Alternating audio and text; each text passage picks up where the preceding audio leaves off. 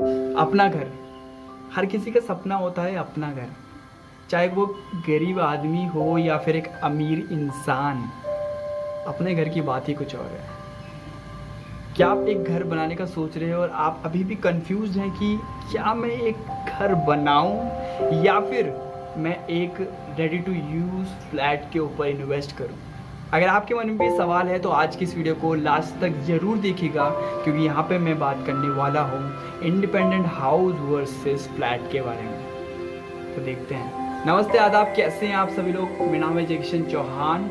Welcome to thinkbeforeinvest.com। ये एक channel है जहाँ पे हम इन्वेस्टिंग से रिलेटेड वीडियोस बनाते हैं। तो अगर आप लोग भी इंटरेस्टेड है इस तरह की वीडियोस को देखने में तो प्लीज़ इस चैनल को सब्सक्राइब कीजिएगा, साथ ही साथ बेल के आइकन को दबा के आप हमारी नोटिफिकेशन के सारी अपडेट को पा सकते हैं। तो आज की इस वीडियो को शुरू करते हैं। आज की इस वीडियो का जो मेन कंपैरिजन है वो between independent house versus flat के बारे में। सबसे पहले मैं आपको एक छोटी सी चीज़ क्लियर कर दूं कि ये जो कंपैरिजन है ये वेरी करता है डेमोग्राफिक के हिसाब से।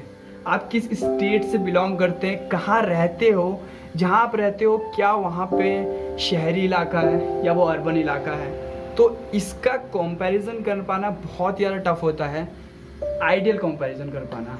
लेकिन आज का जो हम कंपैरिजन करने वाले हैं वो थोड़ा लॉजिकल बेस्ड होगा कि क्या एक्चुअल में आपके लिए सही है और क्या नहीं।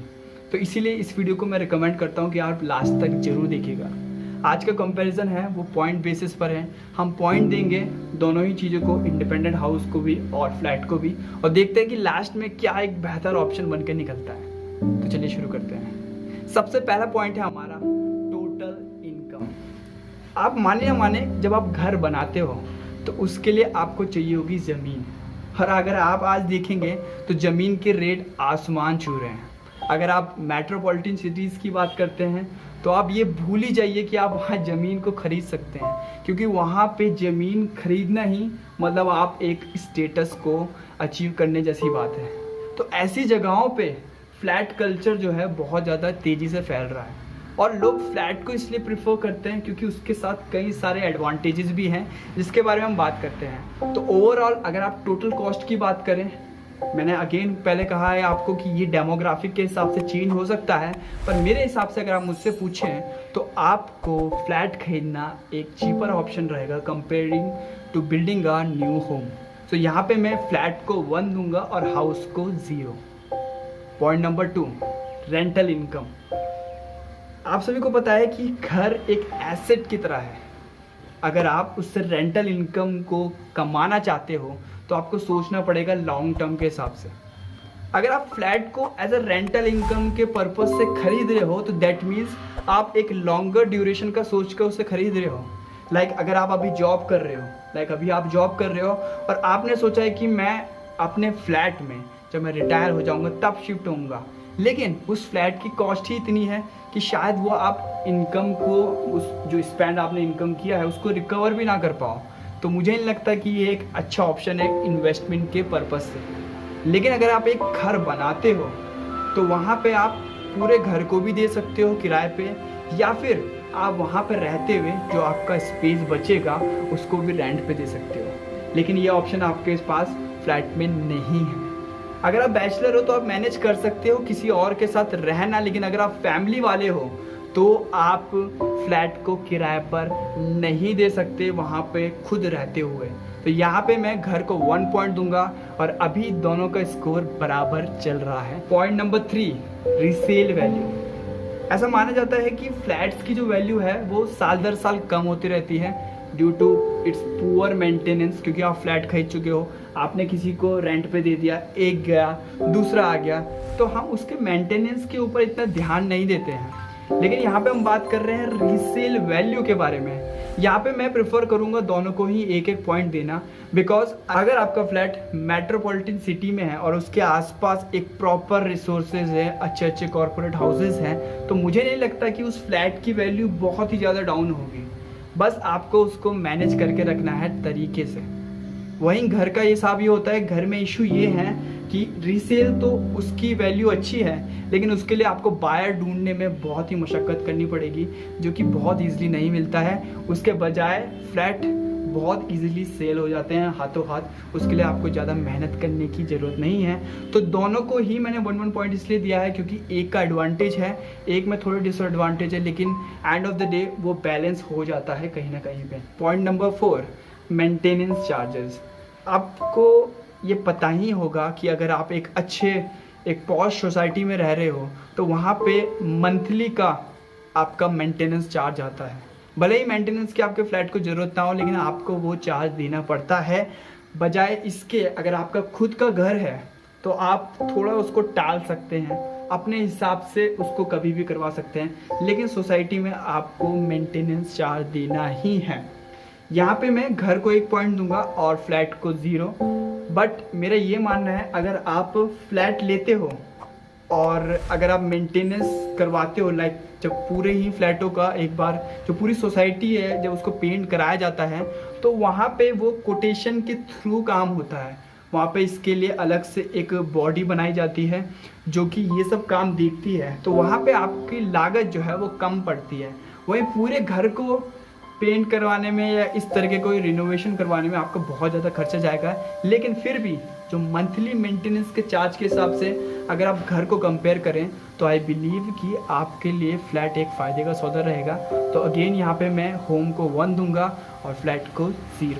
नेक्स्ट पॉइंट है गाइज हमारा डिज़ाइन। अगर आपके लिए डिज़ाइन प्रायोरिटी है तो मुझे लगता है कि आपको एक घर ही बनाना चाहिए, क्योंकि अगर आप फ्लैट्स को देखें जो अभी अंडर कंस्ट्रक्शन फ्लैट्स हैं उसमें आप बहुत ज़्यादा चेंजेस नहीं कर सकते हैं। कभी आप किसी भी एक हाई सोसाइटी को देखिएगा, सारे के सारे फ्लैट एक ही शेप में हैं, लेकिन जो चीज़ वेरी करती है वो अंदर का मटेरियल, अंदर की फ्लोरिंग, किचन का डिज़ाइन वो मॉड्यूलर है या कैसा है, वो चीज़ें वेरी करती है। तो अगर आप एक अंडर कंस्ट्रक्टेड एक प्रोजेक्ट में इन्वेस्ट करते हो तो आप बिल्डर से क्या कर अपने हिसाब से अंदर सेटिंग करवा सकते हो, लेकिन अगर आप रेडी टू यूज़ फ्लैट खरीदते हो तो आप उसको डिज़ाइन नहीं करवा सकते। जैसे का तैसा है वैसा ही आपको यूज़ करना पड़ेगा। वही घर के केस में हम उसे अपने हिसाब से डिज़ाइन करवा सकते हैं। ऐसा चाहिए, ऐसा चाहिए, ऐसा चाहिए, वो टोटली आपके ऊपर है। तो डिज़ाइनिंग पार्ट पे भी मैं घर को 1 पॉइंट दूंगा और फ्लैट को 0। नेक्स्ट जो पॉइंट है गाइस वो है फैसिलिटी का। आपको पता ही है कि जब जो ये बड़ी बड़ी जो सोसाइटी होती है, जो ये फ्लैट्स की सोसाइटी होती है, ये ऐसी जगह पे बनाए जाते हैं फ्लैट्स जो कि सभी प्राइम लोकेशंस के पास होंगे। कभी आप लोगों ने किसी भी अंडर कंस्ट्रक्टेड प्रोजेक्ट का आपने एडवर्टाइजमेंट देखा होगा तो उसमें वो बिल्कुल हाईलाइट करके रखते हैं कि यहाँ से एयरपोर्ट इतना पास है, यहाँ से ये हॉस्पिटल इतना पास है, इसके पास मंदिर है, मस्जिद है, ये सब चीज़ें हैं। क्योंकि फ्लैट का सबसे बड़ा पॉइंट यही है कि वो प्राइम लोकेशन पे बने होते हैं। तो फ्लैट इसीलिए बिक रहे हैं क्योंकि वो प्राइम लोकेशन पे है और आसपास जो है वो इंडस्ट्रीज अगर सेटल होंगी तो आने वाले टाइम पे उसकी वैल्यू भी बढ़ेगी। वहीं घर के केस में यहाँ पे आपको थोड़ा चकमा मिल सकता है, क्योंकि मेनली अगर आप ऐसे प्राइम लोकेशंस पे घर खरीदने का या बनाने का सोचोगे तो आपको बहुत तगड़ा अपनी जेब को ढीला करना पड़ेगा। तो इस हिसाब से अगर आप फैसिलिटीज़ के ऊपर जाएंगे, क्योंकि अगर आप एक सोसाइटी में रह रहे हो तो वहाँ पे आपको इंडोर गेम्स के भी कोर्ट मिल जाते हैं, आपको सिक्योरिटी मिल जाती है, आपको बहुत सारी अलग अलग फैसिलिटीज़ मिल जाती है, बच्चों के लिए एक अच्छा पार्क मिल जाता है, एक अच्छा इन्वायरमेंट मिल जाता है।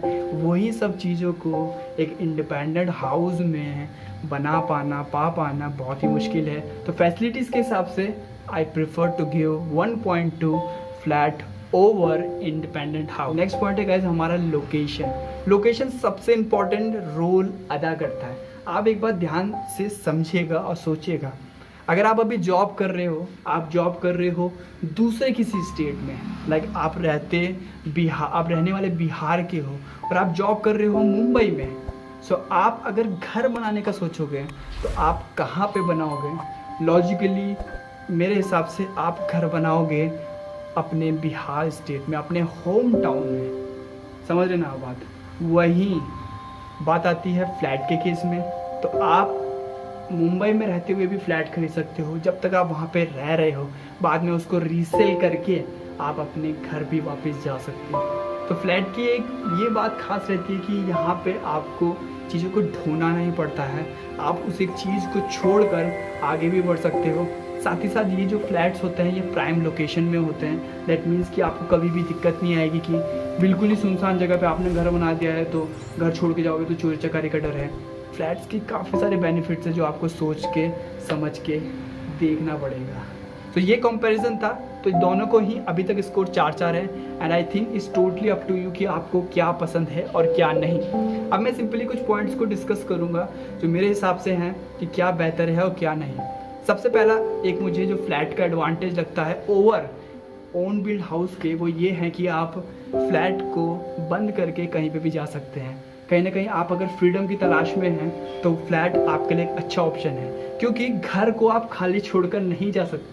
घर में कभी ना कभी कोई ना कोई होना ही चाहिए, बिकॉज अगर घर खाली है तो वो एक खुली तिजोरी है।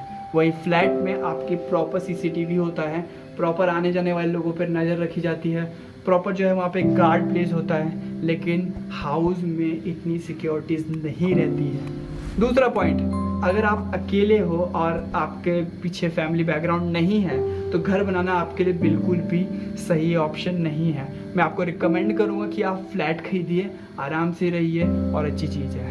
थर्ड पॉइंट जो मुझे लगता है कि फ्लैट का अच्छा है वो ये है कि आपको प्रॉपर लाइटिंग और एयर कंडीशनिंग की सुविधा मिलती है।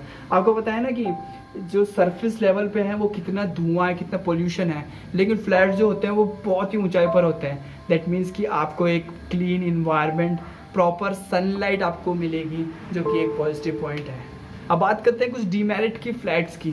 सबसे पहला डीमेरिट जो मुझे लगता है वो ये है कि अगर आपके जो नेबर्स हैं उनसे आपकी अच्छी से नहीं बनती है तो मुझे लगता है कि वो आपका एक्सपीरियंस, जो सोशल एक्सपीरियंस है वो आपका वो ख़राब कर सकते हैं।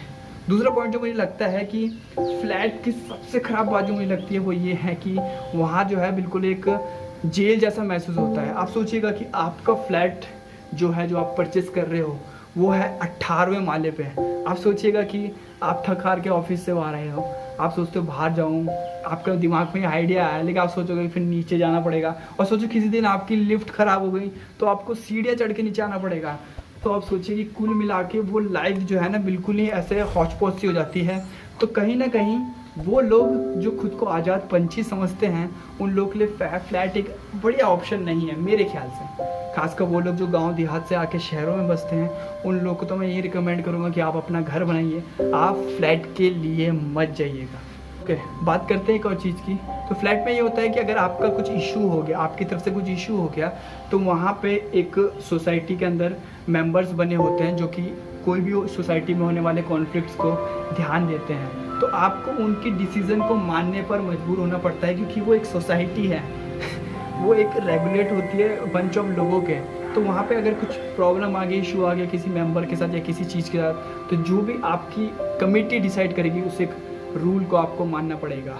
फ्लैट की एक और ख़राब बात जो मैंने पर्सनली भी फील की है और आपको भी शायद ये फील होगा, वो होगा वाटर का वेस्टेज और इलेक्ट्रिसिटी की दिक्कत। अमूमन जो फ्लैट आप परचेस करते हो, बिल्डर ये क्लेम करता है कि यहाँ पे आपको 24/7 वाटर की सप्लाई प्लस इलेक्ट्रिसिटी मिलेगी, लेकिन स्पेशली वाटर के केस में मैं कहूँगा कि बहुत ज़्यादा शॉर्टेज होता है, क्योंकि इतने सारे फ्लैट्स के लिए आप सोचिए कि इतनी बड़ी टंकी होती है, लेकिन कोई ज़्यादा यूज़ करता है तो कोई कम, तो वाटर का भी हमेशा लफड़ा रहता है।